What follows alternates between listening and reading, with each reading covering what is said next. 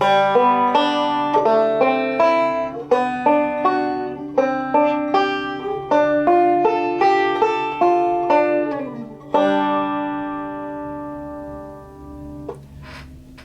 sweet or agreeable succession of musical sounds. That's my definition of melody, for today anyway. This is the long-awaited series on melody playing, not melodic style playing, that's a different thing, but finding melodies and applying those melodies to the previously learned roles that we've been doing.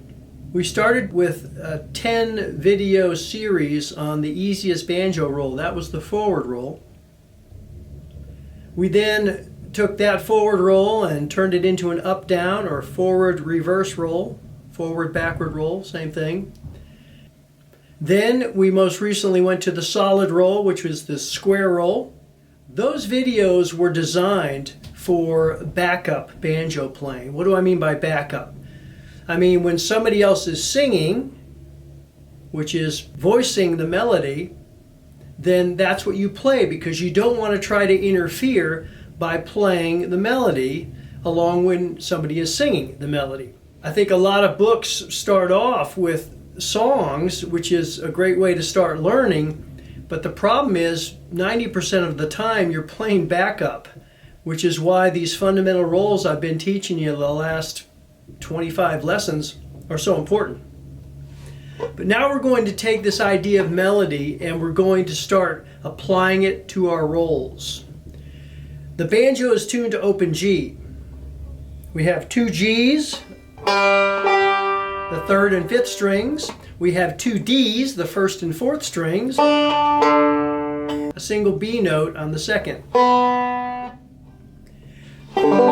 Those three notes together form a G major chord, which is why people say the banjo is tuned to G.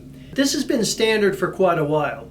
What I want to do is to start with the G scale. Do, re, mi, fa, sol, la, ti, do, a G major scale. Okay, I'm going to show it to you on one string and apply it to a couple of different rolls. Then I'm going to show you an easier way to play it without having to go all the way up the neck.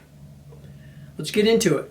Let's go to our square roll to start off with. The square roll, as you recall, is 3, 2, 5, 1. Third string, second string, fifth string, first string. Thumb, index, thumb, middle. This is a good roll to start our G scale on because the first note you pluck is the third string open, which is tuned to G. Let's look at the G major scale on the third string. There's your G. Your second fret on the third string is an A. Fourth fret is a B. Fifth fret is a C. Seventh fret is a D. Ninth fret is an E. 11th fret is an F sharp. And the 12th fret is a G. If you did it correctly, you'll end up where your double dots are on your banjo.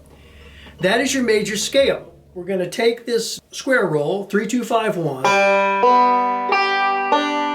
Then we're going to go to the A note, which is your third string, second fret. Then we'll go up to the fourth fret for the B, the fifth fret for the C. Let's just try those four notes. Open, second fret A, fourth fret B, and fifth fret C. And back to G. 1, 2, ready, go.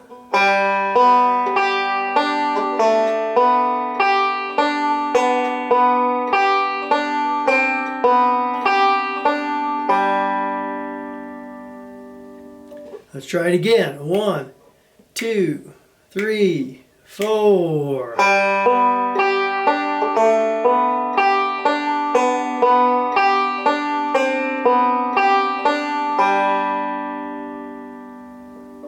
Whatever fingers you want to use are okay right now. Technically, this is the way to do it. But if you want to go using just one finger, that's okay. So here we go with our scale a little bit faster. 1, 2, 3, 4.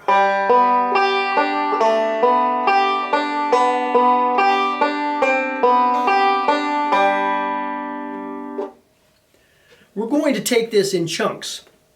Chunks are musical phrases that are smaller than the whole song. Segments, if you will, of the song. That's the way we learn. 2 or 3 notes at a time, you put those 2 or 3 notes with another 2 or 3 notes, and you have 5 or 6 notes. And that's one chunk. And then you get another chunk of 5 or 6. You put those together, you have a bigger chunk. And you put them all together, and before you know it, you're playing the whole song. Here we go with the second chunk. We'll start at the 5th fret, the C note. Then we'll go to the 7th fret, 9th fret, 11th fret, 12th fret. Let's try the second chunk again. 5th fret, 7th, 9th, 11, and finally 12. In time. 1, 2, 3, 4.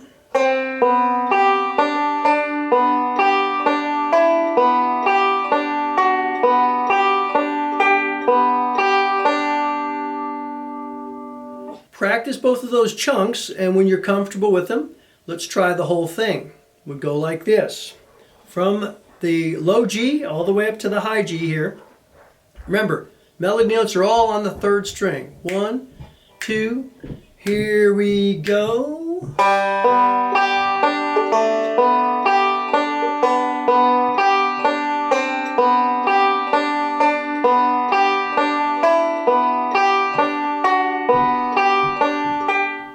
Well, we have a problem here. You might be asking, well, if I'm playing a song, does that mean I have to go way up here and then way down here and then back up here the whole time? Because maybe you've seen banjo players going up and down the neck. That's usually not what they're doing though, because there's an easier way to play the G scale. And that would be keeping all the notes down in this area, but instead of staying on the 3rd string, you could go up to the 2nd string or the 1st string to find some of these notes that are in the higher register. The beauty of a stringed instrument versus a piano is that you have several different places you can find the very same pitch or note. For instance, the 1st string D, you may already know, is found on the 2nd string 3rd fret. You can also take it up to the 3rd string where we just were on the 7th fret. There it is again. And if the 4th string open is a D, that means the 12th fret must also be a D. And that 12th fret, 4th string is the same pitch as the 1st string open. So you get the idea. We have different places we can find these notes. The easiest way to play this G major scale that we just did on one string is to separate it into different strings. It's going to look like this. 3rd string open, 3rd string 2nd fret, and here you have a choice. You can go up to the 4th fret of the same string, the 3rd string, and play the B there, or you can go to the 2nd string open to play the B. Let's go to the 2nd string open. We'll try to keep it as open as possible down here for the first iteration of our G major scale. G, A, B, C will be on the 2nd string 1st fret. Here we have another option. We've got a D on the 2nd string 3rd fret, and we've got a D open. Either one is fine. Let's go with the open string following the same logic that we did before. So we're going to play the D here. Our E will be the 2nd fret of the 1st string. Our F sharp will be the 4th fret. And then finally our octave G from where we started from will be here. Practice that a little bit on your own.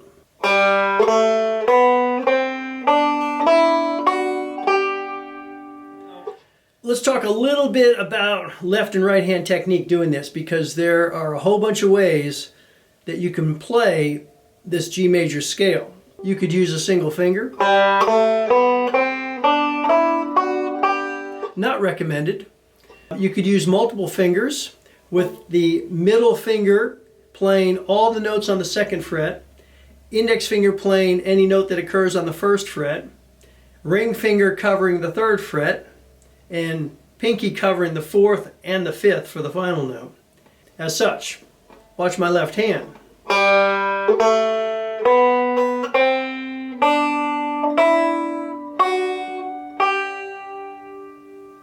The bottom line here is becoming familiar with where these notes are on your fretboard and listening to them.